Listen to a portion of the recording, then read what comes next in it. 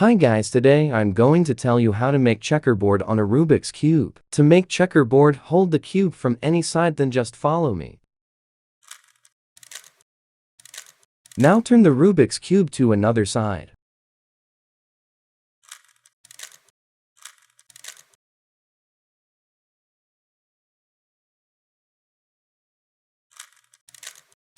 There you go, you have a checkerboard. Now to solve it, just follow me. Hold the cube where you did the last algorithm, and now just follow me.